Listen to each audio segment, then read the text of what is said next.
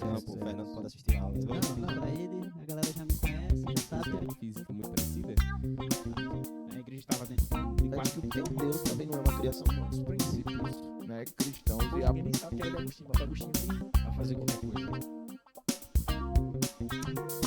Fala aí, pessoal! Tudo bem com vocês? Cheguei aqui para fazer a abertura desse episódio especial que gravamos na Segunda Igreja Batista aqui de Parnamirim, no bairro da Coabinal. Foi um intercâmbio de juventudes, né, da Segunda Igreja Batista, da Igreja Batista Cidade e da Igreja Batista Vida Nova da Ibavim, né, o Geração Atitude, que é o Ministério de Jovens da Ibavim. Início do mês de maio, reunimos a juventude dessas três igrejas e gravamos juntos ali, durante o evento lá, esse podcast, o tema foi Estabelecendo Pontes, Relacionamentos entre Pais e Filhos. Foi uma conversa muito legal.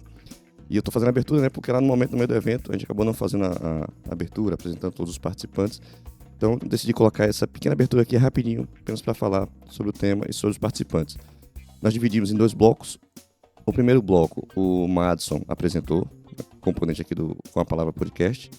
E tivemos como convidadas a Amanda Marques e a Aline Moura, minha querida esposa. No segundo bloco, no primeiro bloco, nesse primeiro momento, as meninas falaram, junto com o Madison, sobre quando os filhos erram. E ali foi abordado a questão da rebeldia, da desconexão entre pais e filhos. No segundo bloco, o Gabriel Santos, né, faz parte aqui também do Com a Palavra, apresentou a parte que fala sobre quando os pais erram. E aí os convidados foi o pastor Geandre e o pastor Elisafá. Pastor Geandre, pastor de jovens da Segunda Igreja Batista aqui de Parnamirim, a CIB de Parnamirim. E o pastor Elisafá é um dos pastores lá da Igreja Batista Cidade, lá em Natal. A conversa foi muito legal, falando sobre quando os pais erram e falou sobre mau testemunho e... Eita, outro ponto agora me fugiu. Mas não perca por nada, assista aí o episódio completo. Foi muito edificante mesmo, a conversa muito boa. Com certeza você vai ser abençoado.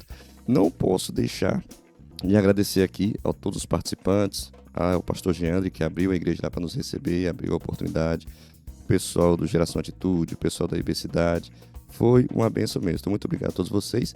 E você que está assistindo esse episódio, peço a você, meu irmão, curta esse vídeo. Se você não é inscrito no canal ainda, se inscreva aqui no canal, ajude esse trabalho a crescer. O propósito do Com a Palavra Podcast é levar a palavra de Deus, levar conhecimento da palavra, levar bons testemunhos, coisas que vão inspirar você a crescer na graça e no conhecimento do Senhor. Tá certo? Então, se inscreve aí, curta esse vídeo e comenta. Pode ser valeu, muito obrigado, pode ser dando dica, pode ser aquilo que chamou a atenção de você, chamou sua atenção, mas comenta alguma coisa aí. Isso vai ajudar a gente a crescer, vai ajudar as plataformas, né, o YouTube, o Spotify, seja a plataforma onde você estiver acessando ou ouvindo, vai ajudar com que o nosso trabalho alcance mais pessoas. Não temos propósito de engrandecer nenhum de nós, nem retorno financeiro. Temos aqui o propósito de engrandecer o Senhor, de levar a palavra de Deus. Então, a sua contribuição é muito simples, é curtir, comentar e compartilhar. Manda aí no grupo da juventude da sua igreja, manda no grupo da sua família, dos seus amigos. Compartilha esse trabalho que vai ajudar muita gente. Beleza? Valeu, fiquem com Deus, um grande abraço e um ótimo episódio.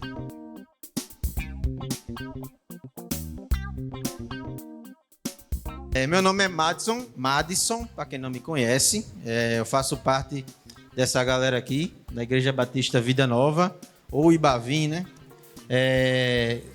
E sou supervisionado por essa jovem moça aqui e sou amigo de Amanda, que já foi lá da nossa igreja. E esses jovens belto de amarelo aqui, chamado Rodrigo Fera, os 2 ajudantes aqui, Davi e Gabriel Coreano, e aquele jovem que está ali em cima, Gabriel, e Wilson, que está doente, não pôde estar aqui presente, fazemos parte do Com a Palavra Podcast. Tem como colocar o anterior essa imagem anterior dessa daqui? Enfim, você entra lá no YouTube, vai ter Com a Palavra Podcast. Se você botar lá pesquisando desse jeito aí, ó, Com a Palavra Podcast Geandre, você vai ver um episódio que nós gravamos com o Geandre que minha memória agora atacou, mas eu acho que é sobre missões. É isso? Não. Pronto. A voz de Olinha aqui me ajudou. E é sobre missões. E hoje nós vamos falar sobre relacionamento, né? Pais e filhos. Eu vou pegar minha cola gospel. Essa cola aqui pode. Não, essa aqui pode. As outras não. A irmã vai abrir a Bíblia. Hã? A irmã Amanda vai abrir a Bíblia. A irmã Amanda vai abrir. Sim, é. Uma minha irmã tradicional, né? Não é como jovens lá da Bavim que não andam com a Bíblia. Eu fui de lá, né? Não, você era diferente. Você era uma das poucas que andavam com a Bíblia lá. Sim, e nós vamos falar sobre... Gente, não ligue não, eu gosto de mexer com os outros. Às vezes o pessoal fala que eu tenho uma cara chata assim, mas né, é só a cara mesmo, né? Não vale nada. Então, qual é o tema? Rebeldia e desconexão. O jovem quase não é rebelde, né? Eu vou logo me confessar aqui. Minha irmã está ali, ó. Mádia, balança o braço aí. Minha irmã, Mádia. Ela pode atestar isso. Eu fui um jovem muito rebelde. Eu acho que eu não sou rebelde. Na verdade, eu tenho uma opinião forte. Só que geralmente é contrária ao dos outros. E quando eu teço minha opinião, geralmente sai alguma faísca, uma casa pega fogo, alguma coisa assim. Porque ninguém está apto para receber minha opinião simples e singela, né? Então, na adolescência era pior ainda. Eu era de confusão mesmo. Minha irmã está ali para comprovar. Adorava me meter numa confusão. Era mais em casa mesmo. Na rua eu não era tanto, não. Eu gostava mais de aprontar. Mas aí, vamos explicar essa importância, né, do diálogo e compreensão entre pais e filhos. E eu acho que isso aí é uma chave, né, para a gente combater, né, essa rebeldia juvenil. O que vocês acham? Vocês querem ficar? Por que rebeldia? Por que eu falo de rebeldia? Você tem mais cara de rebelde do que a Aline. Misericórdia. Embora eu saiba que a Aline... Gente, você olha assim, essa jovem recatada do lar, mas ela foi rebelde também na adolescência. Não foi a Aline? Inclusive, quem escolheu para que eu estivesse aqui foi meu marido, né? Eu fiz assim, qual é o tema? Aí ele fez, então, é relacionamento entre pais e filhos. Sim, mas eu vou falar sobre o quê? Sobre a rebeldia dos filhos. Eu fiz, entendi. Mas... Acho que nós três nos identificamos com esse tema, né? Porém, nós nos identificamos só até um certo momento, tá? Né? Vamos explicar, né, Marcos? Exato. Porque... Chegou água de coco. Nós fomos, sim, rebeldes até o dia que o Senhor nos resgatou, amém? Amém. E obrigado. para a honra, a glória do Senhor e para a felicidade geral da minha família, eu fui resgatada pelo Senhor aos 18 anos. E tive um período, assim, bem crítico nessa área. E achei muito interessante, assim, o tema, porque é construindo pontes. E a gente está vivendo, né, os fatos reais que a gente está vendo na televisão não são tão legais. Nós tivemos no Rio Grande do Norte a ponte que foi destruída pelas águas e nosso estado está uma parte sem o quê? Sem acesso. Né? No Rio Grande do Sul, o que está acontecendo nesse momento? Muita coisa foi destruída. E precisa de quê? Vai precisar de reconstruir toda a infraestrutura daquela cidade. E vai reconstruir o quê? Pontes. Então, não tinha esse pensamento, mas faz total sentido a gente falar sobre pontes em relacionamento de pais e filhos. Porque, como foi muito bem apresentado aqui, como nós disfarçamos essas desconexões e essa rebeldia. E por isso que nós vamos falar sobre rebeldia. Por isso que nós vamos falar sobre desobediência. Por isso que nós vamos falar sobre desconexão. Porque tudo começou no Jardim do Éden. Né? Nem todo... Primeiro, quantos aqui não nasceram num lar cristão? Deixa eu ver. Quando eu nasci não era cristão, depois se tornou.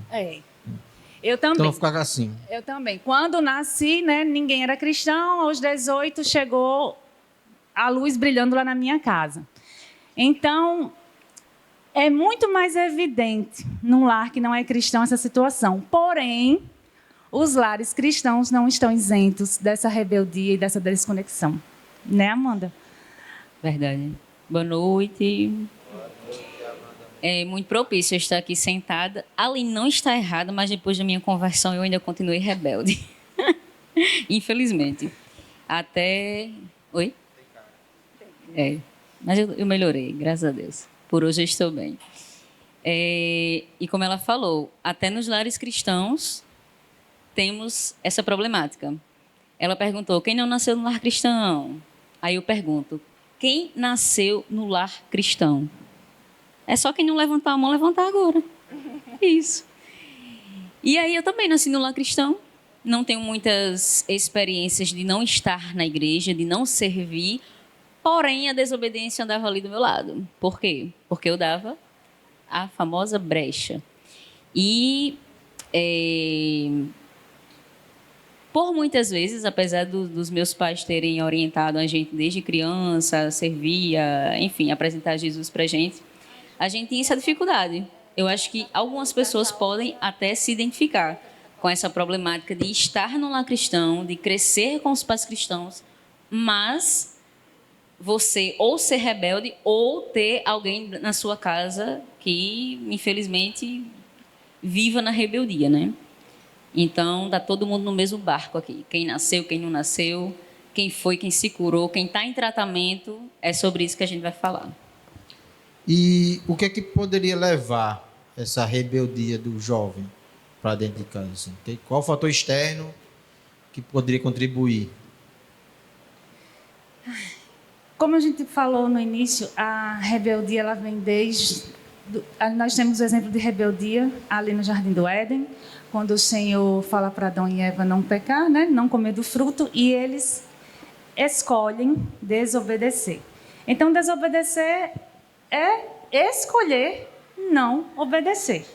Isso atesta desobediência. E rebeldia, qual seria o conceito de rebelde? É se opor a qualquer tipo de autoridade.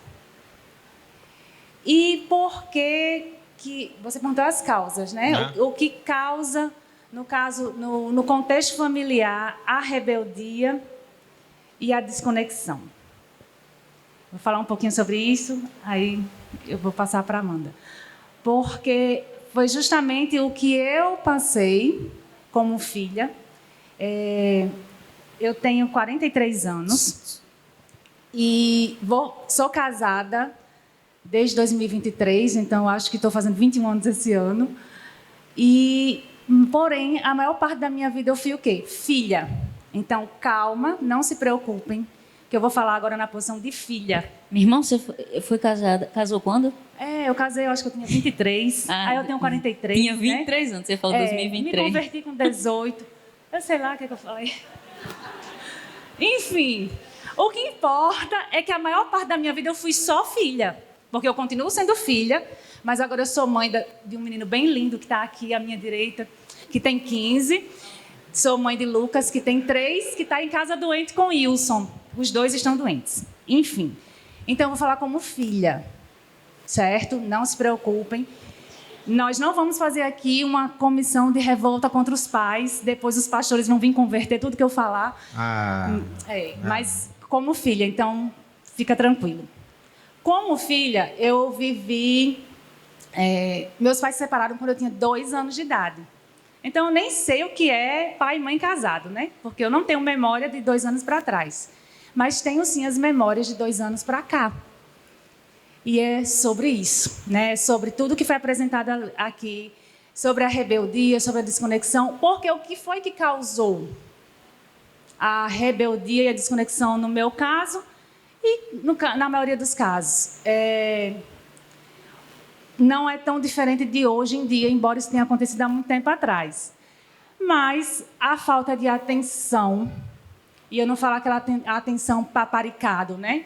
Porque os pais precisam trabalhar. Então, sendo justa ou injusta a falta de atenção, que eu achei engraçado que eu estava falando com a Amanda, e a Amanda falou assim, independente da ausência dos pais, seja ela justificável ou não, elas causam graves consequências na vida familiar. Porque não é só na vida dos filhos. Porque se fosse só na vida dos filhos, era até mais fácil a terapia, né? Porque a terapia tem que ser familiar. Porque isso levou um problema para quem? Para os meus avós, que eles me acolheram nesse cuidado emocional, porque eu morava com minha mãe, porém, minha mãe era muito jovem e tinha que trabalhar, meu pai tinha que trabalhar, então, aquelas necessidades básicas de criança, que a princípio é só comer, trocar uma fralda e dormir, ela vai aumentando. Quando criança, a criança quer o quê? Quer brincar o tempo todo, que é a fase que o meu de 3 anos e meio está. Ele quer brincar comigo de carrinho, de rampa, de pega-pega e sufoca, né? Mas eu tiro um tempinho e brinco com ele ali. Só que quando é numa casa que os pais precisam trabalhar o dia todo, de manhã, de tarde, de noite, a criança vai aprendendo o quê? A satisfazer suas necessidades sozinho ou com outro adulto. Então, eu cresci precisando dessa presença e não tinha, e você vai se virando, porque a gente não vai passar o resto da vida chorando. Só que a gente se vira, mas a gente não se cura. Então, assim, eu me virava muito bem. Eu tinha o apoio emocional dos meus avós, tinha outras crianças para brincar, mas pai e mãe a gente quer. Tipo assim, é um direito nosso. A gente quer, eu queria e não tinha. Isso vai causando o quê? Eu quero, você não pode me dar. Aí tem criança que reage como... Imaginem a cena que todo mundo já deve ter imaginado. Uma criança no supermercado se estribuchando no corredor porque quer alguma coisa. E a gente vai só mudando. A gente completa 6, a gente faz isso no supermercado. A gente completa 12, a gente não pode mais fazer isso no supermercado.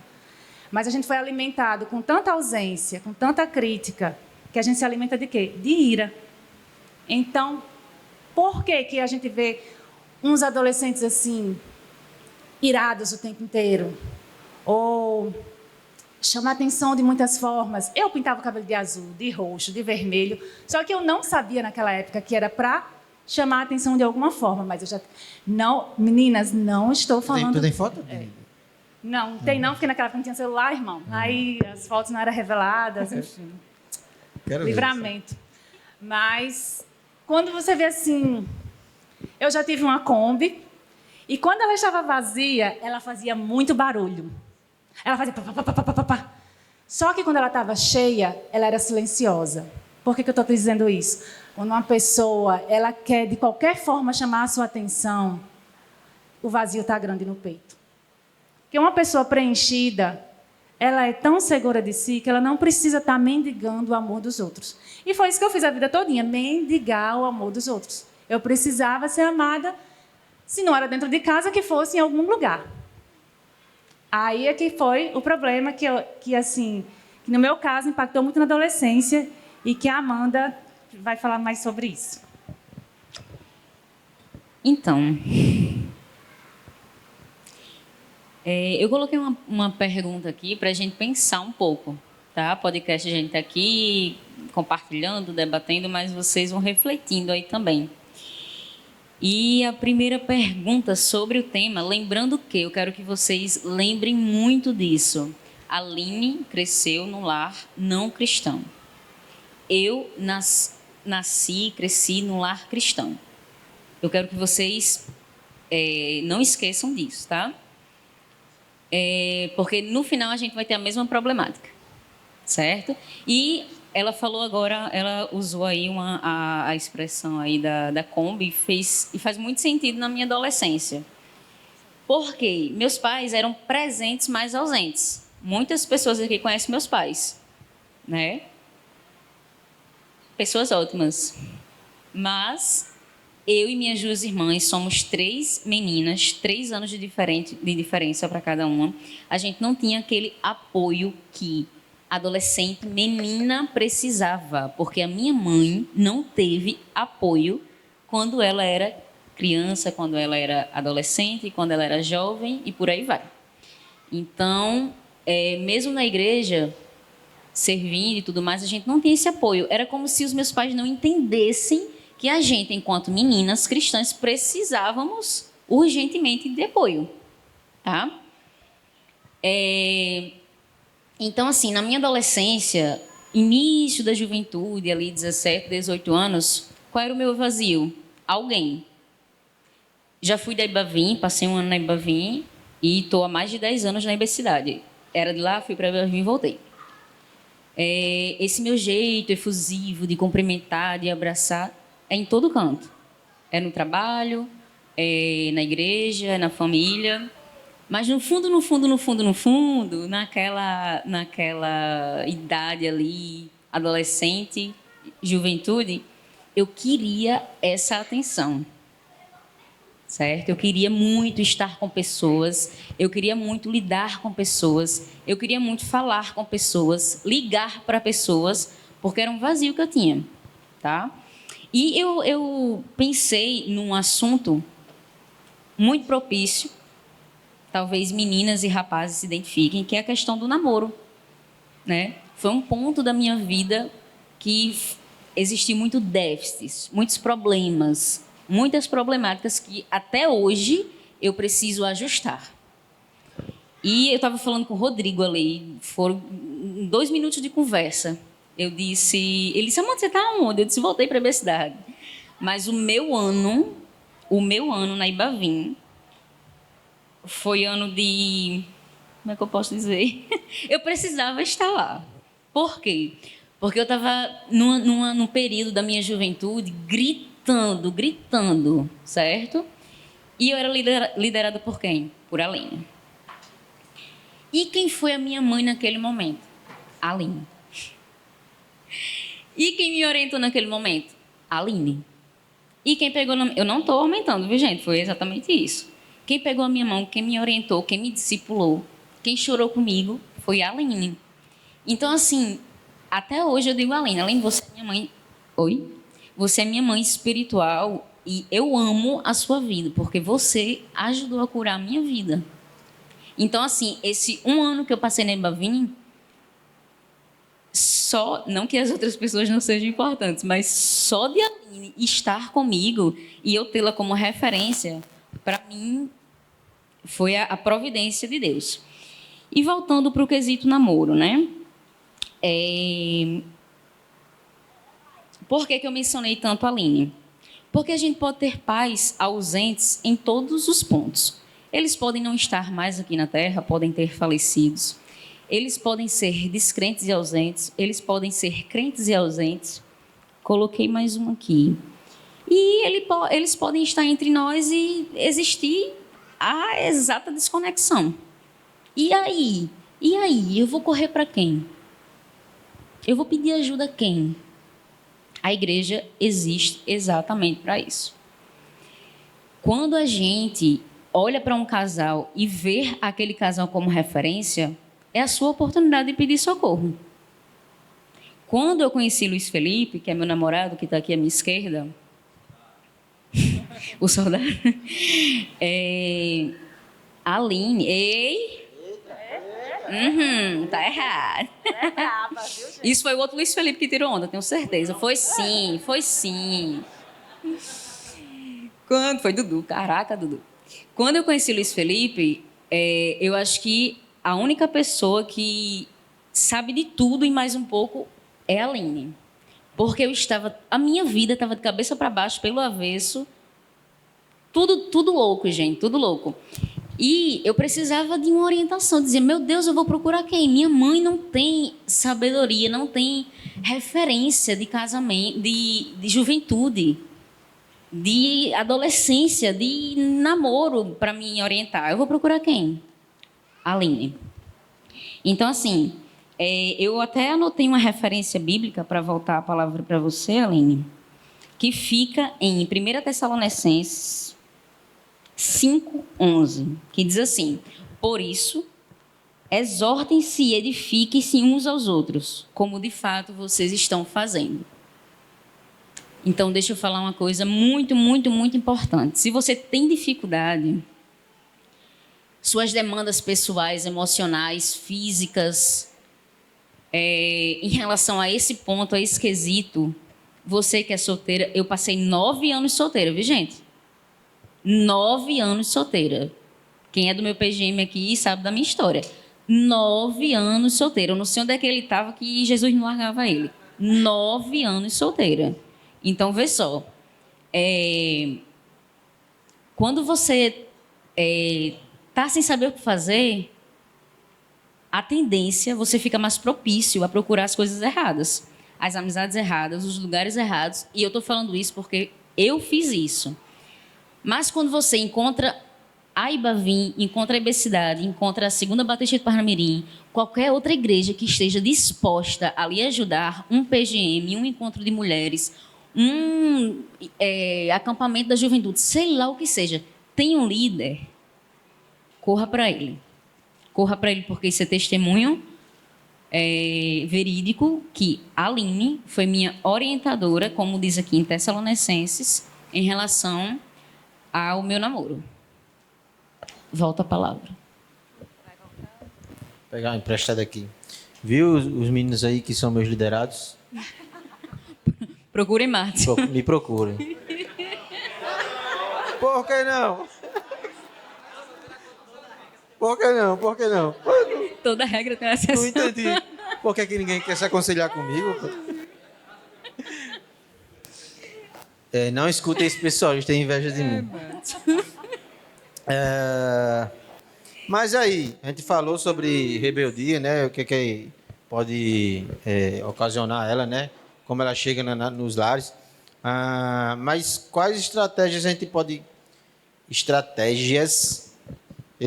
a gente pode ter para lidar com a rebeldia e voltar a ter aquela conexão com os pais? Bem, só fechando aqui a situação de Amanda. E olhei agora para a Ceissa. Ceissa estava no meu casamento. A filha dela foi minha daminha, não foi? Florista. Viu, Ceissa? Deu certo. Deu certo. Ela é uma pessoa que estava lá, que talvez nem conhecesse essa história toda, né? Né, Ceissa? Só um pouquinho, porque a gente ficou pouco tempo juntas na mesma igreja depois que eu casei. Mas Amanda falando, e eu fui engolindo aqui o choro, porque essa mesma pessoa que ela falou de mim, eu também já fui aquela menina que as mães não queriam que elas ficassem comigo. Eu já trabalho em grupo, né? Trabalho em grupo de escola, Fundamental 1, Fundamental 2, essas coisas. Quando eu era adolescente, eu estava na casa de uma menina, que a gente era da mesma rua, e a mãe dela uma vez falou assim, olha, a Aline não tem nem pai nem mãe para estar mandando nela e só tira nota boa. E você, fulano, eu tenho que estar toda hora no seu pé para você tirar nota boa. E adultos não medem palavras. É incrível. É incrível como nós, adultos, não medimos nossas palavras. Eu já ouvi tanta coisa que isso é que eu vou contar aqui, porque o podcast é pequenininho hoje, né? Eu queria que fosse 2 horas, mas depois a gente faz um de 2 horas. Essa, então, foi com você que foi 2h40 e pouco? Não, jamais. Foi. Meu Deus, juntaram 4 gosto... mulheres para fazer um episódio, deu quase 3 horas de podcast. Mas continua, eu não interrompi. Sim. Aí eu não vou voltar no meu testemunho, não. Era só para que eu lembrei de vocês, que vocês estavam no meu casamento, e para ver, para vocês... Por que eu falei isso? Para que vocês vejam o que a Amanda falou. Por mais que a gente tenha ou não tenha pai cristão, ou que eles não sejam nosso referencial, quando nós chegamos na igreja, nós ganhamos o quê? Uma família. E quando eu me converti, minha mãe se desconverteu. Ainda teve isso, não foi isso? Fiquei sozinha na igreja e Wilson foi meu amigo que me ajudou a me firmar na fé. Sem intenção, né? Foi meu amigo por 3 anos para depois a gente começar a namorar. Enfim. Sem maldade. Eu gosto muito da história de José, de Esther, de Abraão, porque quando o Senhor chamou Abraão, foi a partir de Abraão que Deus mudou a história daquela família. Foi a partir de Esther que Deus mudou a história daquela família. E quem diria que eu, filha de um lar completamente destruído, filha indesejada, porque minha mãe só tinha 18 anos e meu pai 20, eles me amaram e me amam muito. Não tenho dúvidas do amor dos meus pais. Mas eles não tinham estrutura nem juízo. Falar a palavra difícil, mas eles não tinham juízo para criar gente. Hoje, graças a Deus, tudo foi reconciliado. Mas por quê? Agora entra na pergunta de Madison. Jesus não chegou na minha vida, o povo de Deus perece por falta de quê? De conhecimento. Então, até enquanto eu não tinha conhecimento, ok, entre aspas, ser rebelde, ou ser desobediente, ou ser negligente, era até justificável. Mas a partir do momento que o conhecimento chegou, eu tinha que fazer alguma coisa, eu tinha que tomar uma atitude, como está lá em Romanos 12, 2. Eu não posso me amoldar pelo mundo, eu tinha que me amoldar pela palavra de Deus. Então, eu comecei a agir diferente com o meu pai, que não foi nada fácil. Nada fácil, porque assim, minha mãe tinha se convertido, ok, foi bênção. Mas o meu pai, ele ainda não se converteu e, na época, ele não concordou muito com essa minha decisão. Então, quais são as estratégias que eu quero compartilhar com vocês? Realmente não dá para falar sobre o meu testemunho, é muito grande. As estratégias primeiro, cada um de vocês que tem dificuldade em casa, ore. Aline, é óbvio que orar é a primeira opção. Não, mas ore especificamente. Deixa eu te dar a dica.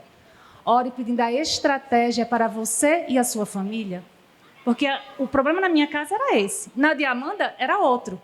Então você vai orar, não é? Senhor, eu faço igual fez na casa de Amanda. Senhor, no meu caso, como é que eu vou proceder para ganhar os meus pais sem palavras?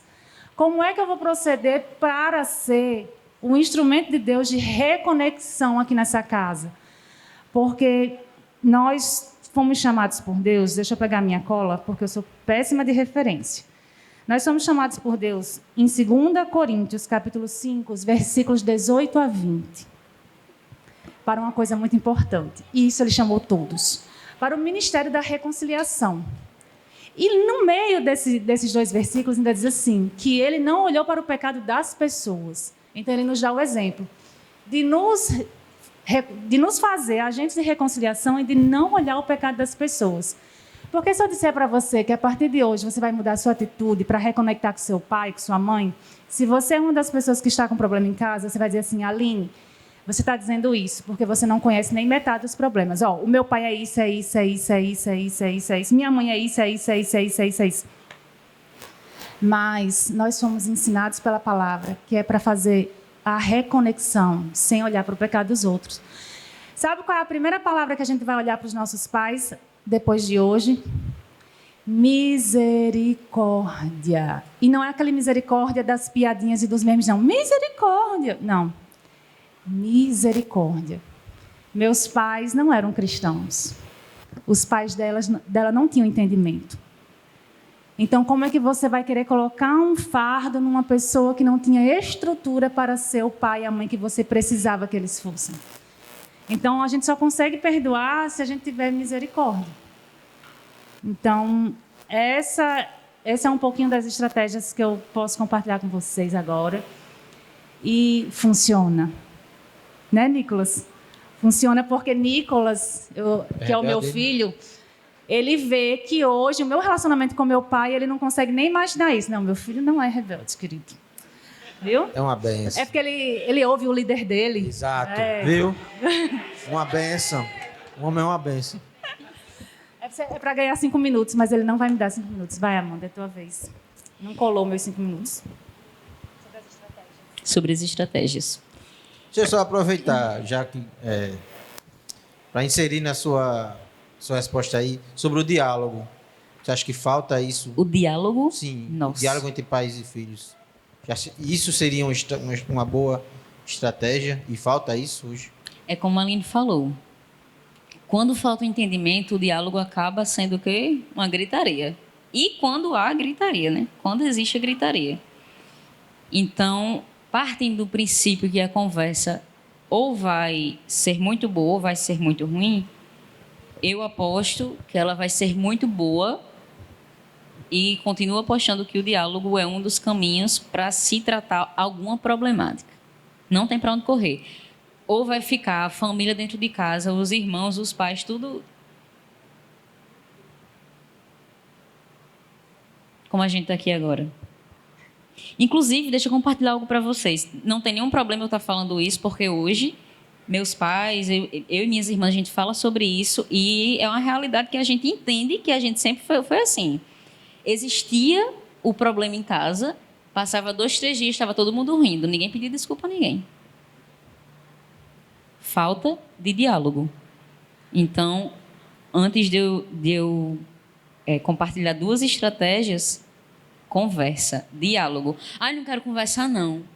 Tá. Se um não quer, não se conversa. Mas vai piorar a situação. Você não vai obrigar. Normalmente os pais obrigam a gente, né? Mas faz o teste de obrigar a teu pai e tua mãe a conversar, se ele não quiser. Porém, é como a Aline falou, pedir a Deus para criar estratégia. Numa situação, tá todo mundo tomando café da tarde com bolachas de curutu e café. De repente rolou uma conversa. Aí desarma, viu? Aí desarma. Aí desarma. Estratégia. Ou de repente tem um convidado, porque assim, quando a gente tá com um problema que chega um convidado em casa, tá todo mundo feliz, né? De repente tem um convidado em casa, criou uma situação. Por quê? Porque você pediu a Deus para que existisse a situação. Estratégia. Então, essa vertente aí da conversa, eu não abro mão. Se a pessoa não quiser conversar, no outro dia eu insisto. E insisto mesmo, e fico com raiva, não quero nem saber. Mas seu namorado tá só balançando a É cabeça. porque ele é ruim de conversa. Ele é calado. A cobaia é assim. É. Ele é calado, eu não sou não. Então, no outro dia, É eu assim vou mesmo? abusar o juiz dele. É. Tô mentindo, não. Amém, irmão. Gente, 2 estratégias sobre o que Madison perguntou. A primeira, eu estou usando a Bíblia não é porque eu sou muito crente, não. É porque se não for ela, só Jesus no poder, viu? A primeira, 2 Coríntios 6,14. Não se ponham em julgo desigual. Não se ponham em julgo desigual. Eu tenho 31 anos. A Aline tem? 43. Se A pergunta parou aí. Se você vier nos perguntar, eu vou ter várias experiências sobre isso. Infelizes. Que me fizeram ficar... As meninas solteiras, prestem atenção. Várias experiências infelizes que me fizeram ficar 9 anos solteira. Certo? Eu não estou dizendo que o namoro que você está hoje é a solução para a sua vida. Não. A gente tem que correr atrás. Sonha, vem noivado, vem casamento. Eu não estou falando que é a solução. Eu estou dizendo que é uma consequência da desobediência. Eu passei 9 anos e por muita desobediência, com julgo desigual. Amanda, mas é um bom filho, tem? Tô acabando. Gendry já olhou feio aqui. Sim. Mas é um bom filho. É isso, é aquilo. Não se põe em julgo desigual. E o outro que está lá em 1 Coríntios, depois eu passo a referência para vocês. 15:33. As más companhias corrompem os maus costumes. Os bons. Os bons costumes. Última Só um forma. teste. É só teste, só para ver se vocês estão acordados.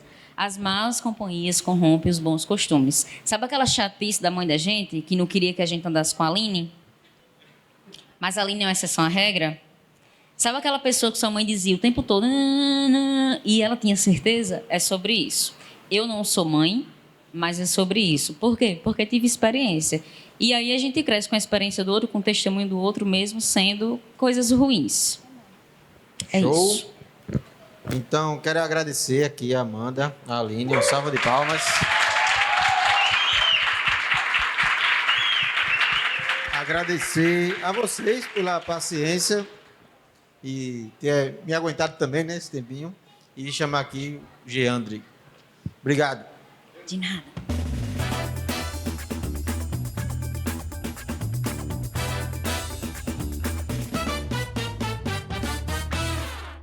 Boa noite, pessoal. Meu nome é Gabriel, certo? Assim como o gordinho, o Matos, eu também faço parte da... Não é preconceito. Assim como o Madison, eu também faço parte da Ibavim, certo? E sou liderado e supervisionado. Meu líder está aqui, cadê Gondinho? Ali, ó. Aquilo ali é o melhor líder da Ibavim, tá, gente? Sou supervisionado por Aline e o Cinho também.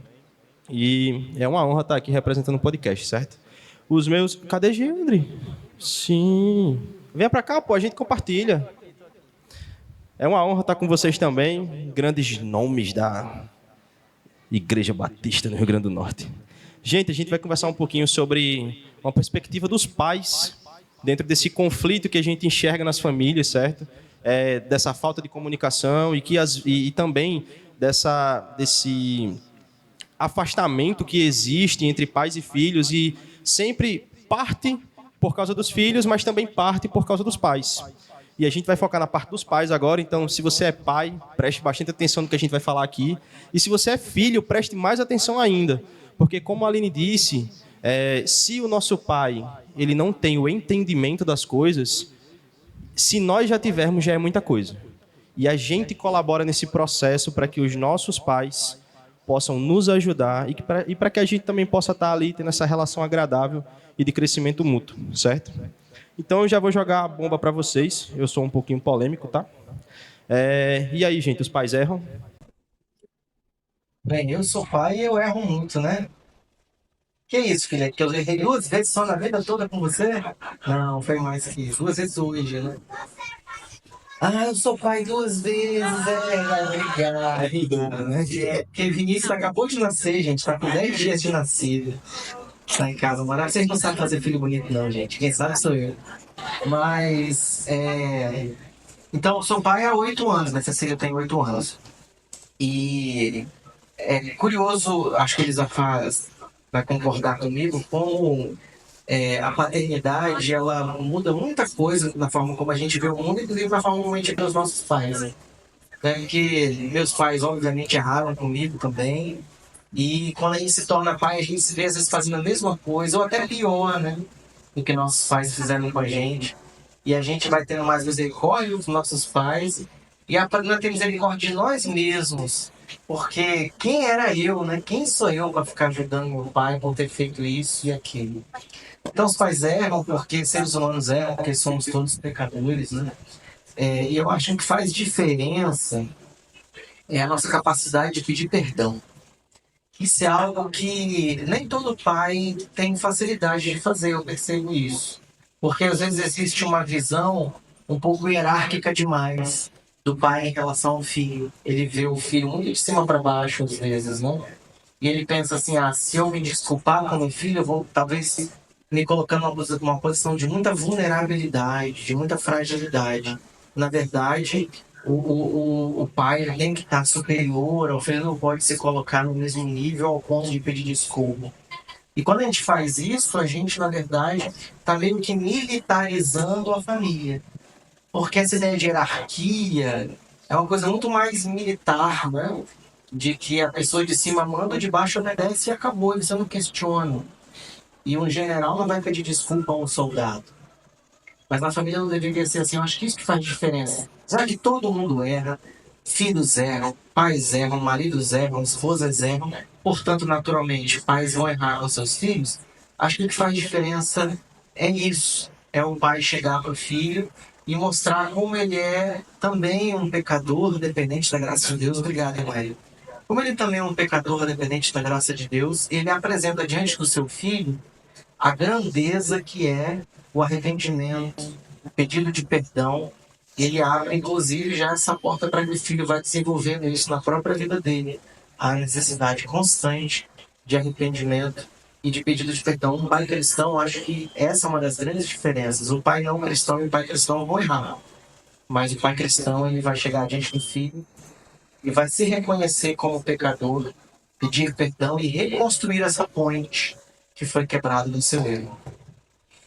Boa noite, tudo bom? Muito feliz em estar aqui. Foi um convite que foi realizado à minha pessoa e engraçado porque eu estaria viajando agora comemorando 20 anos de casados lá em Gramado, gente, olha só. Mas Deus sabe todas as coisas, né? Aqui é muito melhor que Gramado. Inclusive, ali na Coabinal tem um gramado massa, viu?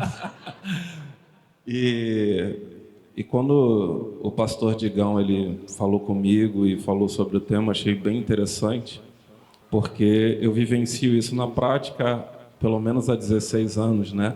Meu filho mais velho está aqui, Pedro Paulo está ali, a minha mais nova ficou com a mãe, tem 13, Então, eu vivenciei já várias fases, né, em relação aos meus filhos.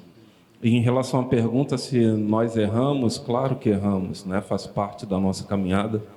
O erro é um momento onde nós conseguimos compreender ao nosso redor que nem tudo é do jeito que a gente acha que é, né? E em relação a nosso relacionamento com os filhos em termos de erro, muitas vezes é porque nós não entendemos as fases que eles estão passando, né? Nós queremos comparar as fases que eles vivenciam no presente com as fases que nós vivenciamos quando nós tínhamos a idade dele. E essa comparação é muito equivocada, porque são tempos diferentes, são lutas diferentes, são pensamentos completamente diferentes. Apesar de ser humano, normalmente, continuar sendo ser humano e os erros continuar sendo os mesmos, porém, o redor em relação àquilo que você comete, o tempo que você está vivenciando, faz com que você, como pai, a idade que eu tenho, 46 anos, não acompanhe algumas coisas, as fases que ele está vivenciando, né? E uma das coisas que foi conversado aqui anteriormente, que diminui muito essa questão do erro, realmente é a comunicação. Quando se há uma conversa, quando você conversa realmente com seu filho e consegue compreender a fase que ele está vivenciando, as lutas que ele está vivenciando, né, que de repente você até passou por elas, mas o tempo é diferente. O hoje é completamente do meu hoje há tantos anos, há mais de 30 anos atrás. É porque hoje tem dorama, entendeu? Dorama hoje tem dorama, né? Isso é uma pergunta? Crente pode assistir dorama? Porque foi controverso. Assim. Pode não, é? Pode Vamos não. deixar isso para lá? Vamos deixar isso para lá. Gente, queria que vocês me falassem um pouquinho sobre como vocês enxergam a importância de reconhecer os erros como pai, como mãe, os erros paternos de modo geral, o impacto que esses erros causam na vida dos filhos e como que é necessário que a gente reconheça, eu não sou pai, tá? Eu estou falando a gente por causa de vocês, que a gente reconheça isso para que possa haver uma edificação e um crescimento como pai, e aí no caso do homem em específico como sacerdote, como provedor e assim sucessivamente, e a mulher como a sua idônea auxiliadora, que também tem um papel importantíssimo na parte da educação. Como que vocês enxergam a respeito da necessidade e dos processos de mudança, dessa necessidade do processo de mudança para o crescimento dos pais e, consequentemente, o crescimento dos filhos? Eu acho que o pedido de perdão, o reconhecimento da sua fragilidade, é importante não só para o pai, né? Eu, como pastor, eu sempre acho importante isso, reafirmar isso. Porque quem pensa estar de pé, cuide para que não caia, né? Quanto mais a gente cria na mentalidade da igreja uma imagem de um pastor que é incrível, que é poderoso, que é super espiritual, na hora que fatalmente o pastor errar e vai errar, então o racha é maior, o trauma é maior, né? Porque, nossa, eu não esperava isso dele, ele parecia alguém tão cheio do Espírito Santo de Deus, e às vezes era mesmo, mas continua sendo pecador. Então, diante da igreja é importante o pastor deixar claro isso, como ele precisa, às vezes está triste, às vezes está deprimido, às vezes está com raiva, está abalado, está se sentindo solitário, está machucado, enfim, precisa de oração, precisa de ajuda, pedir isso. E diante da família também, como você falou, como sacerdote. De fato, o pai, ele desempenha, em muitos sentidos, o mesmo papel diante da pequena igreja que é a sua família. Então, apresentar essa vulnerabilidade também. Pedir oração para o filho, por ele.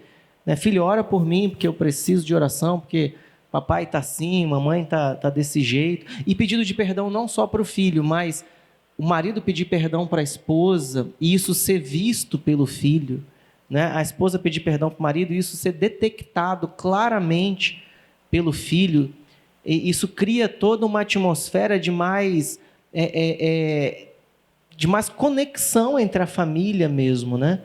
Porque se o pai não abre isso para o filho, olha, eu e a mamãe, aquela hora, a gente falou um com o outro de um jeito que não foi legal, mas pedir desculpa na frente do filho, você vai criando um clima de conexão, porque o coração está mais aberto.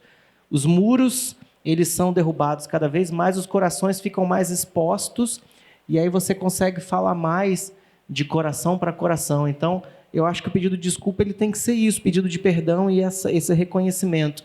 É do marido com a esposa, da esposa para com o marido, do filho com o pai, da mãe, do pai com o filho, da mãe com o filho. Esse trânsito todo de muita abertura, de muita honestidade, de muita transparência sobre erros, sobre acertos, sobre sentimentos, sobre pecados, pedidos de perdão, que aí a família vai estar toda sempre num ambiente de muito menos teatralidade e tudo muito mais às claras, né? Que eu acho que é assim que tem que ser um relacionamento de um marido com uma esposa e de um pai com um filho, tudo tão às claras quanto possível, né?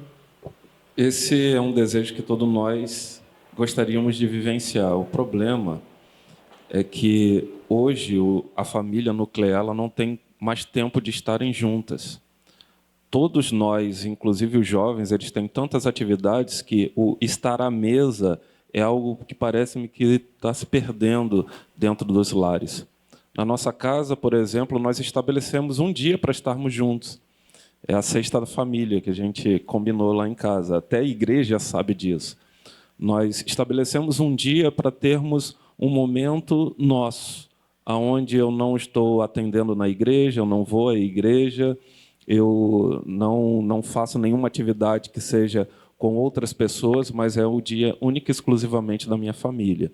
E nesse dia, além das nossas diversões, né, vamos à praia ou vamos assistir um filme em casa, mas também é um momento onde nós fazemos a nossa devocional, que é algo que parece-me também que não existe mais nos lares, principalmente cristãos. As devocionais parecem-me muito assim, não, vou orar por você, meu filho, mas não tem realmente um momento onde a família senta e conversa sobre aquilo que cada um está vivenciando na sua vida, de você colocar em lágrimas ali a sua situação. Existem momentos lá em casa onde nós, inclusive, nos separamos. Nós vamos, eu e o Pedro, para o quarto, depois fica a Nay e a Rebeca, e ali é uma conversa somente eu e meu filho, onde a gente abre o coração, aonde eu falo das minhas dificuldades como homem, como pai, né, que eu tenho as minhas dificuldades, e são essas dificuldades que eu vivo, que muitas vezes, por ter essa visão de autoridade, eu acredito que eu ultrapasso algumas coisas, né, e desconto na minha família, porque a gente acaba descontando naquelas pessoas que estão mais próximas a você. Então, nos meus momentos de dificuldade, quem mais sofre são aqueles que estão mais próximos a mim.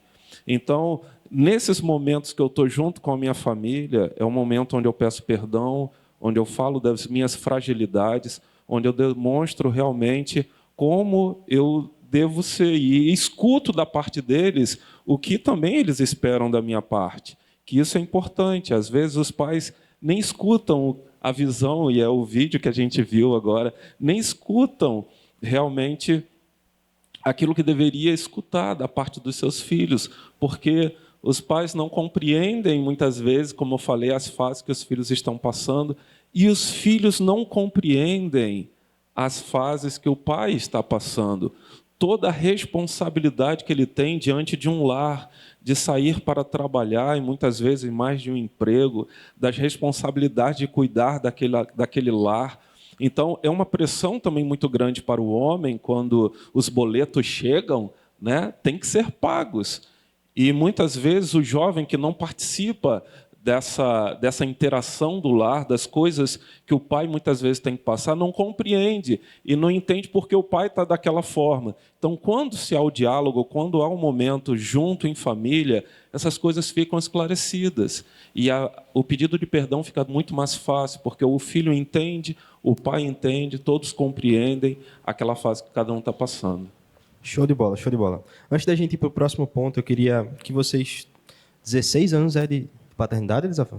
Esse ano meu filho faz 17, então vai fazer 17 anos. E você, Gendry? Você, Gendry? Quanto tempo?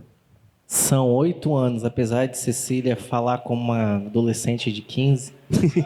São 8 anos. Então vamos lá, eu queria que vocês, com a experiência de paternidade que vocês já têm, me trouxessem um exemplo que, com certeza absoluta, alguém aqui já passou de atitudes, de posicionamentos que vocês, como pai, tomaram que não era correto perante a palavra e que vocês precisaram reconhecer e gerar essa mudança? Eu tenho uma experiência que eu acho que ainda estamos vivenciando até hoje. Não é bem em relação a pecado ou que vai de encontro à palavra, mas eu queria imprimir nos meus filhos uns desejos que eu tinha. Por exemplo, eu sempre quis ser militar.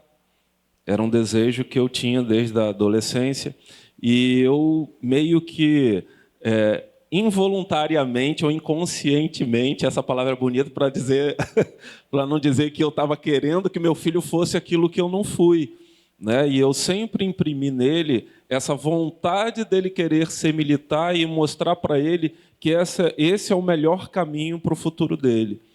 E eu fui compreender que eu estava errado quando eu comecei a perceber que meu filho não gostava nada disso, que não era a área do interesse dele, e quando nessas conversas ele foi muito claro: pai, eu não quero ser militar. Com 12 anos eu coloquei o meu filho para estudar nessas escolas preparatórias para cursinho, para colégio militar, com 12 anos. Quando ele terminou falando para mim que não tinha interesse, quando ele estava lá com seus 14, eu botei de novo. Por quê? Porque o amor que eu tenho pelo meu filho é tão grande que eu quero o melhor para ele. O problema é que esse amor que eu estava querendo passar para ele era um desejo do meu coração em relação à minha pessoa e não à pessoa do meu filho. Até o ponto que nós conversamos e eu perguntei: filho, o que realmente você deseja para a sua vida? Quais são os seus planos e sonhos? Porque, afinal de contas, ele agora está vivenciando uma fase de escolhas e eu não deveria ser aquele que tinha que estar impedindo meu filho de ter os sonhos dele. Pelo contrário, eu quero ser aquela pessoa que vou estar apoiando ele nos sonhos que ele tem. E muitas vezes nós ficamos preocupados com o que o nosso filho vai ser no futuro, né? Meu filho estuda no colégio da Ibavim, e é interessante, lá no encontro dos pais, eu escutei uma palavra que eu achei muito, muito interessante, e isso ficou para a minha vida. Muitas vezes, alguns pais criam seus filhos para o mundo. Você já deve ter escutado isso. Você cria seu filho para o mundo, mas não. Nós criamos nossos filhos para a eternidade. Esse é o principal objetivo de pai, criar o seu filho para a eternidade. Todas as coisas que vai acontecer aqui no mundo, meu querido, pode ser a profissão que for. Se ele for um homem correto, com caráter cristão, ele vai ser muito bem nessa sua profissão. Seja a profissão que for. Não precisa ser médico, engenheiro, essas profissões que muitas vezes a gente só fala porque tem um retorno financeiro. O melhor para o meu filho vai ser aquilo que está no coração dele e no coração de Deus. Esse é o meu desejo. Então, que nós pais, se tiver mais algum pai aqui, né, possa pedir perdão ao seu filho, porque muitas vezes força a ele realizar coisas que não está nem na vontade de Deus, está na sua vontade como pai. Amém. É muito poderoso o exemplo do pastor Elisafá. Eu penso também na minha jornada, mais com Cecília, né? Porque Vinícius está bem pequenininho ainda, em relação à falta de paciência que leva à agressividade, né? Porque e eu já converso isso em alguns momentos com alguns amigos que às vezes estão chegando agora na paternidade. Quando eu tenho oportunidade de falar, eu falo: cara, se eu tivesse que resumir a paternidade em uma palavra, seria paciência. Você tem que repetir a mesma coisa 1000 vezes por semana. E repetir, tanto na questão do ato, que pega no colo, troca a fralda, dá banho, pega no colo, a mãe amamenta. 1000 vezes a mesma coisa. Quanto na questão do ensino, fala uma coisa, o filho faz diferente, você fala de novo. E tanto na questão de caráter, quanto nas coisas do dia a dia, que escova o dente, paternidade é muita paciência. E por mais que uma pessoa seja considerada paciente, nossa, como você é uma pessoa paciente, a paciência, na verdade, é uma dinâmica do fruto do Espírito, que a gente vai ver Paulo falando, né? O fruto do Espírito é amor, gozo, paz, longanimidade, benignidade, mansidão, domínio. Então tá ali, a paciência não é algo assim que nasce com a pessoa. Tem gente que aparentemente é mais paciente do que os outros, mas eu acredito firmemente pela palavra de Deus que paciência é algo espiritual, que vem do Espírito mesmo. Você ora e pede aquela anedota até, né? Se você ora pedindo a Deus paciência, ele coloca uma pessoa horrível no seu caminho para te forçar a treinar a paciência. Mas é algo que vem de Deus mesmo. Então, assim, na minha jornada de pai com Cecília, muitas vezes eu perdi a paciência com ela mesmo, não consegui ser tão paciente quanto deveria ser, e acabei gritando com ela, ou até batendo nela, né? Isso é um tópico, não apenas hoje, mas também hoje, né, delicado, né? Se pai pode bater, se a Bíblia manda usar a vara, não sei o quê. Eu não quero nem entrar necessariamente nesse tópico, não sei se você já ia entrar, mas enfim... Isso é algo delicado, mas eu estou abrindo meu coração nesse sentido, de que já aconteceu comigo, de bater em Cecília em um momento e depois pensar, cara, eu não precisava ter feito isso dessa maneira, dessa forma, nessa intensidade, com muita raiva, porque aí não é correção, aí é você tirando do seu coração a raiva. Não é correção, é outra coisa, completamente diferente, né? E é muito importante, eu li, tentei entender sobre isso, que um dos textos, ou alguns textos do Antigo Testamento que falam sobre isso, né? Inclusive um dos mais famosos, que é Provérbios 13, 24, que diz que o que não faz uso da vara odeia o seu filho, mas o que o ama desde cedo castiga. Essa palavra ali traduzida por vara, shebet, também pode ser traduzida por apenas correção. Então, é algo que a gente precisa conversar sobre isso. O que não faz uso da correção não ama o seu filho, não especificamente a vara. Então, assim, independente de você usar a vara literal, o cinto literal, o chinelo literal ou não, a questão é, a gente tem que enxergar nosso filho como um ser humano. Esse é um exercício que eu faço, sinceramente, enxergar Cecília, enxergar Vinícius como ser humano. Um ser humano que tem sonhos próprios, que tem vontades próprias, e um ser humano que não merece agressividade gratuita como nenhum ser humano merece.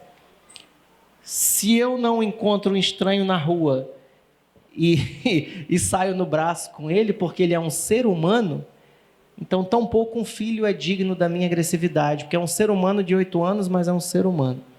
Então, isso é algo assim que eu tenho aprendido a renovar minha paciência e no momento da correção não virar um momento de extravasar a minha raiva, mas ser apenas correção, disciplina, conversa e não você despejar a sua raiva, a sua destemperança sobre alguém. Graças a Deus, ao longo de alguns bons anos já, que a gente tem apenas conversado com Cecília, colocado de castigo, tirado o celular, tirado a televisão, tirado algumas coisas dela.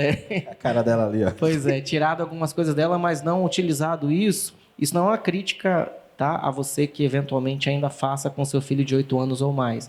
Mas é a minha jornada, quando eu percebi que, na verdade, o que eu vinha fazendo era impaciência, era agressividade, e eu estava perdendo o equilíbrio muitas vezes disso e precisei orar mais sobre isso, pensar mais sobre isso e errar menos nesse campo. A correção ela faz parte do processo, né?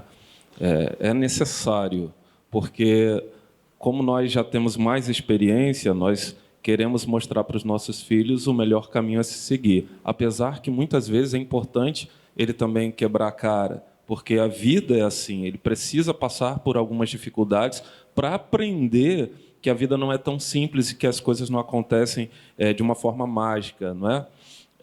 E é interessante que eu vejo alguns pais falando assim, eu sou amigo do meu filho. Isso é legal, você tem que ser amigo mesmo, mas você, em primeiro lugar, você é pai. Eu não sou amigo pai, eu sou pai e amigo. Em primeiro lugar, eu sou pai do meu filho. Então, como pai, eu tenho as minhas responsabilidades, a responsabilidade que Deus deu a mim de cuidar da vida dele, até o ponto dele ter responsabilidade como homem de pagar suas próprias contas e não morar mais na minha casa, que espero que aconteça de uma forma bem tranquila. Pensou que ia falar rápida, né? Não, de forma muito tranquila. Que ele tenha todas as responsabilidades que ele aprendeu vendo a sua família como exemplo, né? Eu quero muito que meu filho se case, tenha a esposa dele, tenha o seu lar, e que a nossa relação continue sendo de pai e amigo, e que nesse futuro ele continue sendo a pessoa que vai me procurar para ter conselhos, né?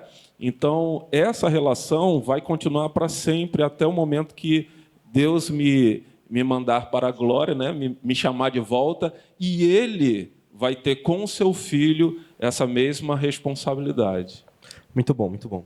Aproveitar que você falou a respeito dessa questão de você desenvolver essa amizade, mesmo depois de casado, entender que o pai ele está ali para você buscar conselhos, para você buscar sabedoria, porque quanto mais idade, maior é a fonte de sabedoria, né? Então, eu queria que vocês me falassem um pouco sobre estratégias que os pais que estão aqui podem utilizar para começar a desenvolver esse tipo de relacionamento, de intimidade e de abertura com os filhos. Até porque, às vezes, simplesmente por falta de comunicação do pai para com o filho, como foi o caso que a Amanda falou aqui, a gente tem essa desconexão, e essa desconexão ela vai gerar consequências aí ao longo de toda uma adolescência, de toda uma vida adulta. Posso iniciar? Muitas vezes os pais esperam que essa iniciativa seja do filho. Isso não vai acontecer. Um adolescente ele não vai procurar um pai para falar sobre as suas dificuldades. Geralmente ele procura alguém que é da sua idade, que acha que entende a mesma coisa que ele está vivenciando. Eu e meu filho, a gente sempre teve um bom relacionamento porque eu procurei ter esse bom relacionamento. Então, desde novo, nós falávamos, a gente acampava junto, né? Então, nós íamos acampar. Aonde? Na sala. A gente botava o colchão lá, ficava noites e noites conversando, batendo papo. E, nesses momentos, eu falava algumas coisas da minha vida para ele entender que eu estou ali para ser o amigo dele. E tinha momentos também que ele falava coisas para mim e eu entendia que não era nem para falar para minha esposa, porque não fazia parte daquele momento macho, eu e ele, entendeu? Então, essa amizade a gente foi construindo desde novo. Passou um tempo onde eu percebi que, e aí são as fases, né, que essa falta de comunicação começou a acontecer. Eu comecei a perceber que isso foi, inclusive, num período da pandemia, né, isso fez com que muitos lares eles tivessem um pouco de diminuição em relação à comunicação. Deveria ter sido ao contrário, né? Apesar de eles terem ficado mais em casa, né? Essa questão do virtual, de estar muito tempo ligado nas questões sociais, isso acabou afastando um pouquinho as famílias. E num tempo para cá, nós começamos a tentar resgatar isso novamente. Isso eu falo da minha relação com meu filho. Mas quais seriam as estratégias em relação aos pais em terem essa pegada junto com seus filhos? Primeiro, não esperar que os filhos vão lhe procurar para ter aquela conversa que você tanto deseja ter com ele. Você tem que procurar e ter oportunidades para isso.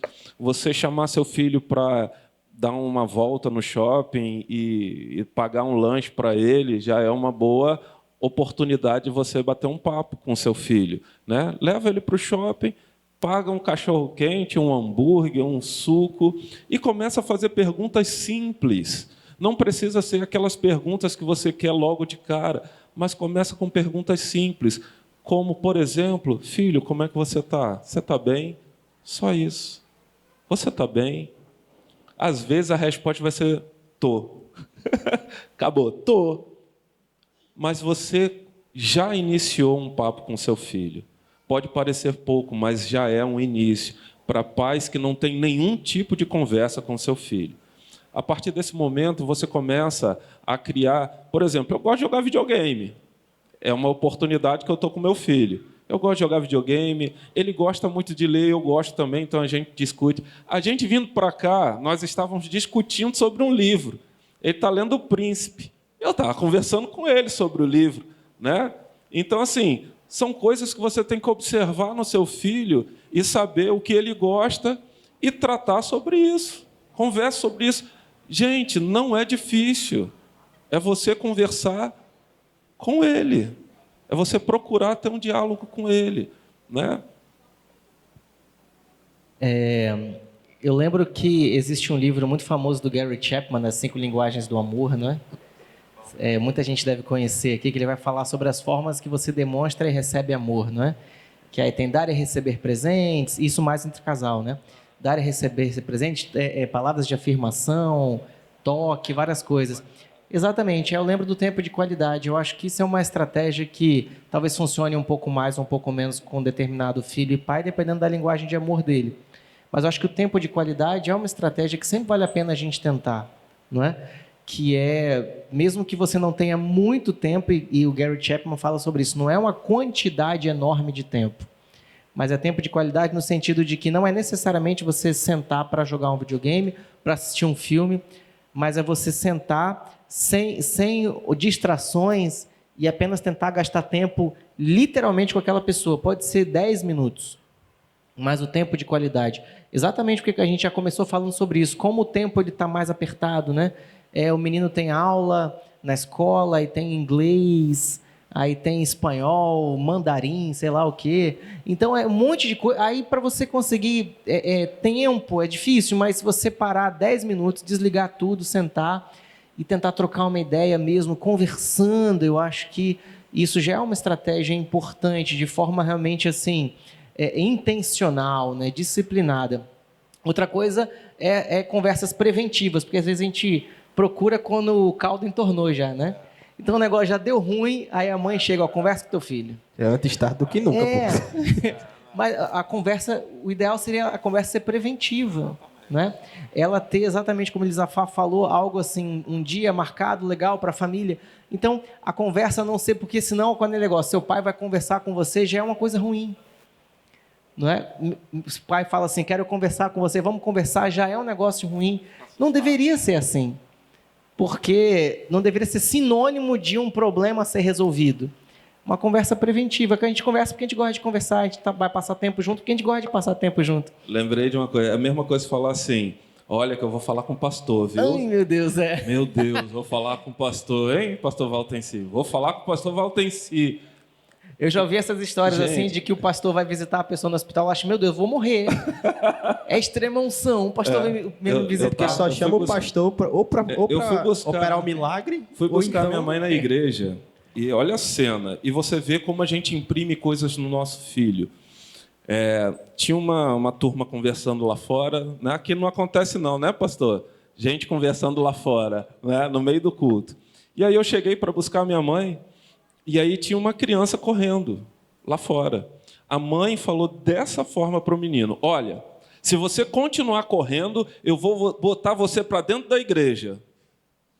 Ou seja, o castigo da criança é estar na igreja, o castigo da criança é escutar o pastor. Então, a forma como nós nos comunicamos com o nosso filho imprime também como é que ele vai ser no futuro.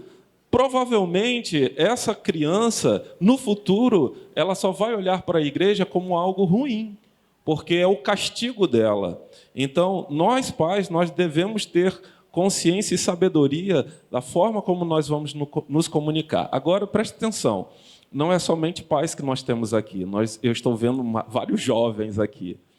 Procurem também os seus pais, bate papo com ele, né? Fale com a sua mãe, bate papo com ela. Se ele não está tendo essa iniciativa, né, que eu falei que deveria ser eles, mas se não está tendo, tenham. Fala assim, pai, vamos tomar um suco ali, vamos bater um papo, vamos conversar sobre uma situação que eu estou vivenciando. E pode ser que você se surpreenda, porque às vezes os filhos têm medo de falar com o pai, achando que a reação dele vai ser de briga, vai ser de contrariar, mas de repente você pode se surpreender. Então, tente, né? Já disse o Ministério Internacional Legião Urbana, né? Você diz que seus pais não entendem, mas você não entende seus pais.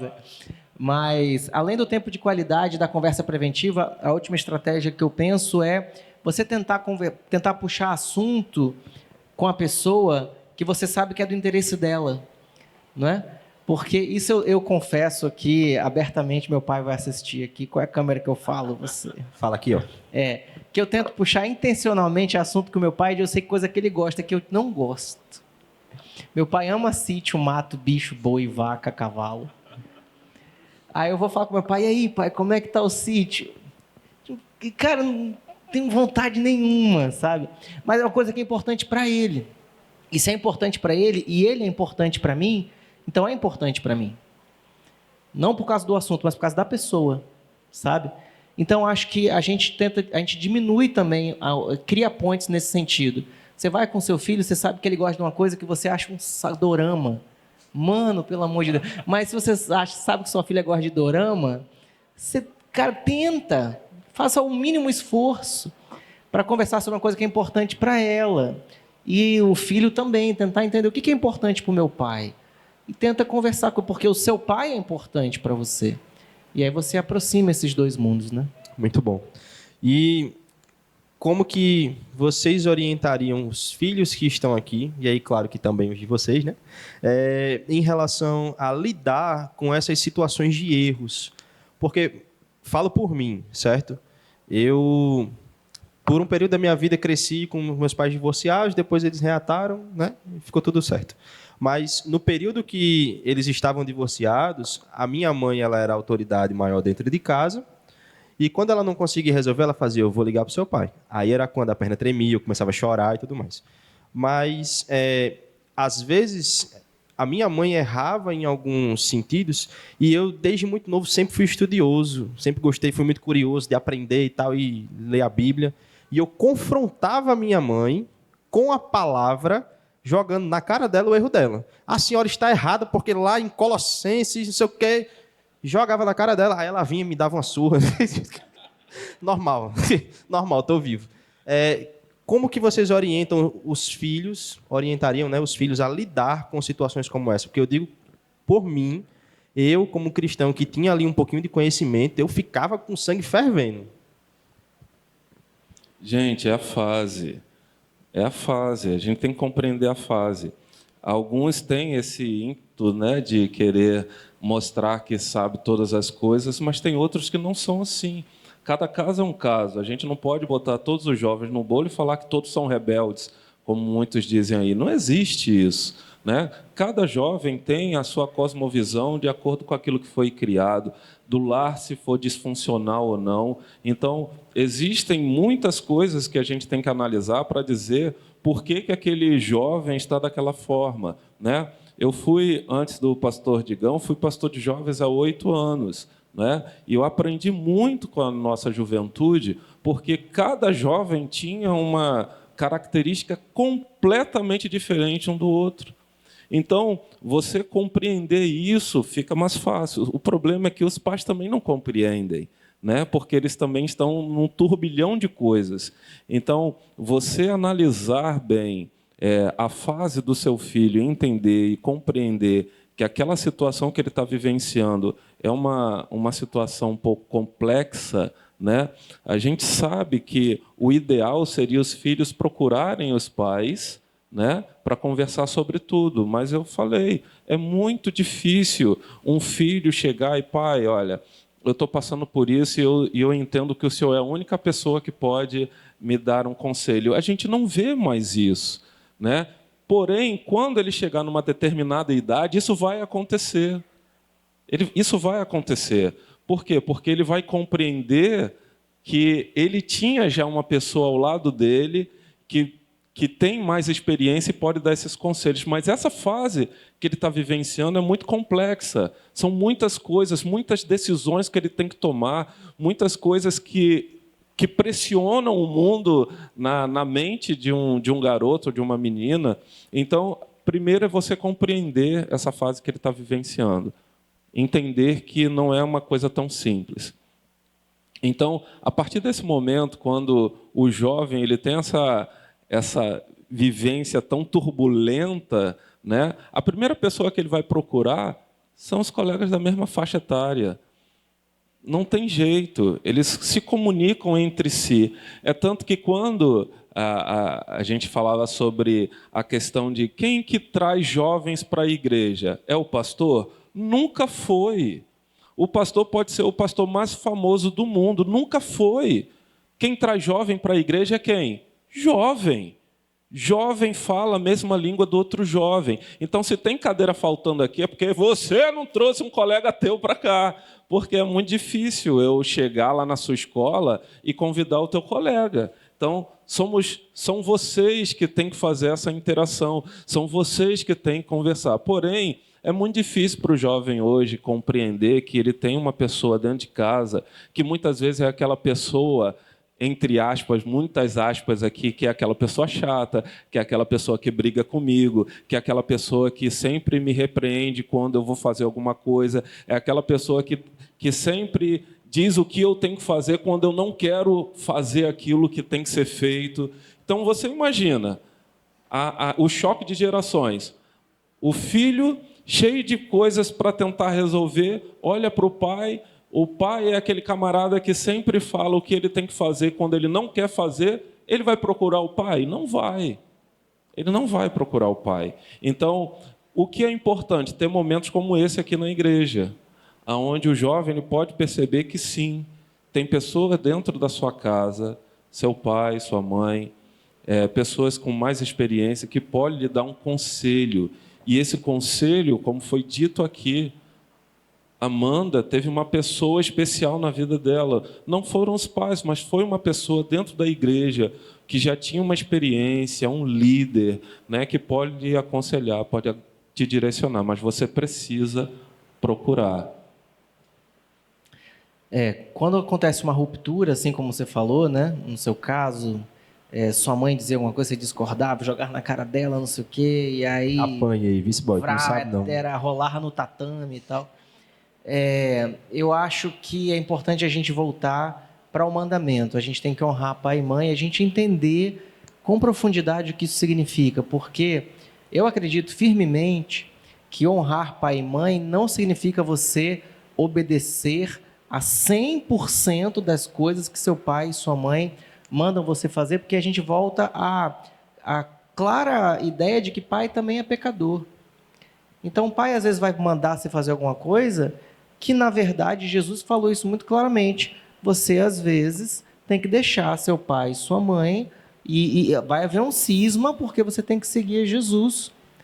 Então, acho que é importante a gente entender o que significa honrar pai e mãe nesse sentido. Um exemplo um pouco dramático, mas prático. Supondo que você é um adolescente e você... seu pai vai buscar você na escola, na hora que seu pai está chegando, o carro parando, ele vê um amigo seu dando um soco na sua cara.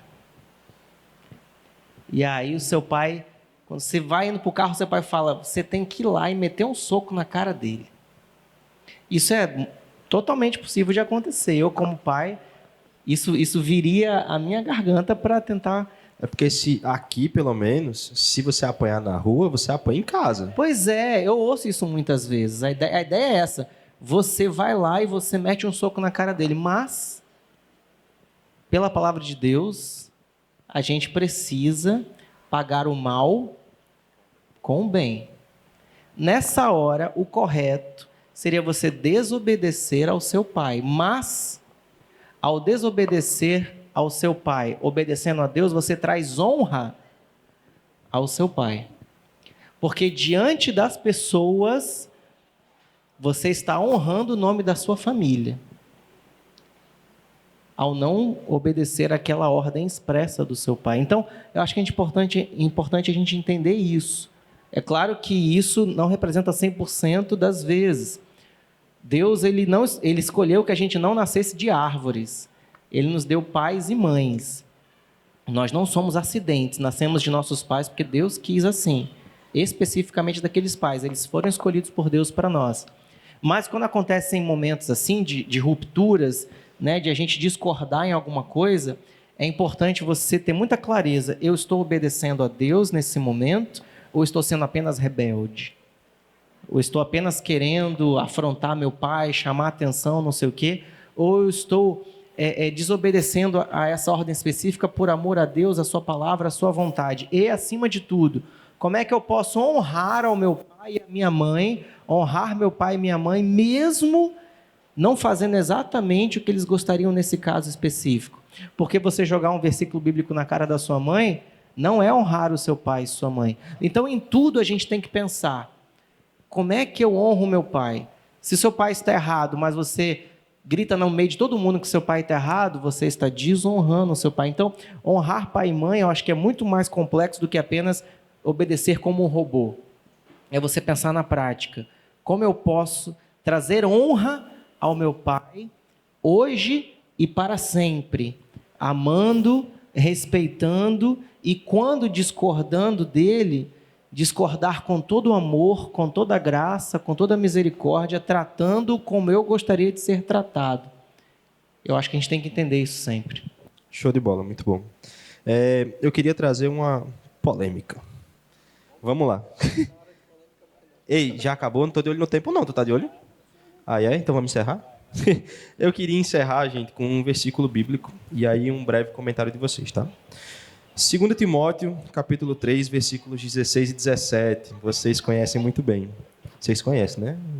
Eu vou ler. Toda a escritura é inspirada por Deus e útil para o ensino, para a repreensão, para a correção, para a educação na justiça, a fim de que o homem de Deus seja perfeito e perfeitamente habilitado para toda boa obra.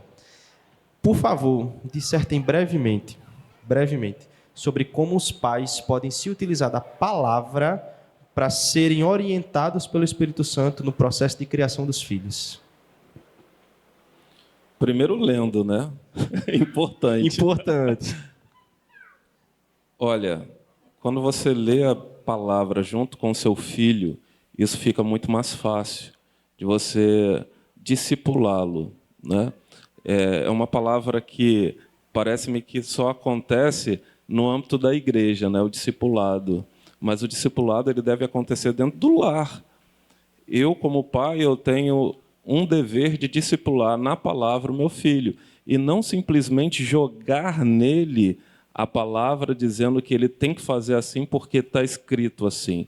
Mas no momento que eu leio a palavra junto com meu filho, eu posso discutir com ele, conversar com ele os ensinamentos do Senhor para as nossas vidas. Então, vai ser muito mais preventivo do que corretivo, porque eu estou discipulando, eu estou caminhando com ele, eu estou ensinando a palavra do Senhor, meu filho, mostrando para ele o que Deus quer para a vida dele e para a minha também. Então, a partir do momento que você utiliza a palavra para educar o seu filho, a melhor forma de fazê-lo é lendo junto com ele. Então, tenha a prática de ler junto com a sua família a palavra de Deus e, naturalmente, todas essas questões que foram abordadas aqui vai ser muito mais clara, porque no momento da leitura não tem jeito, e isso vai surgir. Essas conversas vão surgir. E aí você, como pai, já está lendo ali junto com o seu filho, você orienta de acordo com o que a palavra está dizendo. Então você não precisa jogar para ele. Leia com ele, é bem melhor. Nesse caso, eu acho que não tem muito mistério. Eu acho que a dificuldade é só praticar. Mas o que fazer, eu acho que não tem muito mistério. A gente tem que ler a Bíblia para nós mesmos, para que a gente possa vivê-la e testemunhar diante dos filhos. A gente tem que ler junto com eles. A gente tem que, inclusive, estar na igreja junto com eles, né? Porque isso é um desafio. Às vezes, tem muito pai que envia o menino e não vai, né?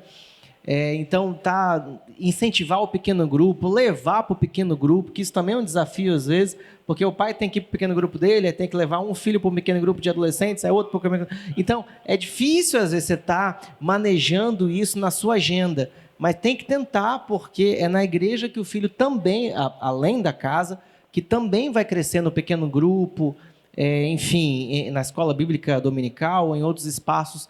É aí que ele vai continuar aprendendo. Então, se a gente coloca o filho em um monte de aula de um monte de coisa, né, porque a gente quer que ele aprenda cada vez mais, esteja cada vez mais habilitado, a gente também tem que proporcionar ao filho cada vez mais oportunidades de conhecer a Bíblia.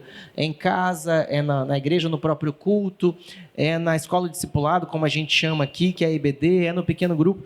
Então, proporcionar vários espaços possíveis e fazer o rolê cansativo que isso pede. É sair de casa 1 hora e depois sair e volta e não sei o quê.